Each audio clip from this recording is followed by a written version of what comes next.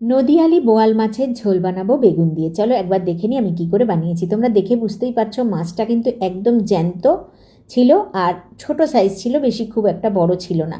তো পুরো মাছটাকেই কিন্তু আমি, এখানে দুটো মাছ আছে, মাছটাকে খুব ভালো করে ধুয়ে নিয়েছি কেটে। নুন হলুদ মাখিয়ে নিয়ে একটু কাঁচা সর্ষের তেলও মাখিয়ে নিয়েছিলাম। সর্ষের তেলে মাছটাকে হালকা করে ভেজে তুলে নিয়েছি, কারণ বোয়াল মাছ যদি বেশি ভাজা হয় এটা শক্ত হয়ে যায় কিন্তু মাছটা। তো বাকি তেলের মধ্যে 1 চামচ বেশি করে একটু জিরে ফোড়ন দিয়েছি, কারণ জিরের গন্ধটা খুব ভালো লাগবে। জিরেটা ফোড়ন দিয়ে দিলাম, জিরে থেকে সুন্দর গন্ধ বেরোলে দিয়ে দিলাম কিছুটা কুচনো পেঁয়াজ, কিছু চেরা কাঁচা লঙ্কা দিয়ে খুব ভালো করে নুন হলুদ দিয়ে সাঁতলে নিলাম। তারপর দিয়ে দেবো কেটে রেখেছিলাম বেগুন, ভালো করে ধুয়ে নিয়ে বেগুনটা দিয়ে দিলাম।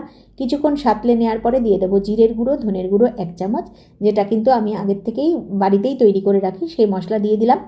দিয়ে ভালো করে একটু জল দিয়ে কষিয়ে নেব। তারপর যখন মশলা থেকে তেলটা ছেড়ে দেবে পরিমাণ মতন জল দিয়ে ঝোলটাকে ফুটতে দেব।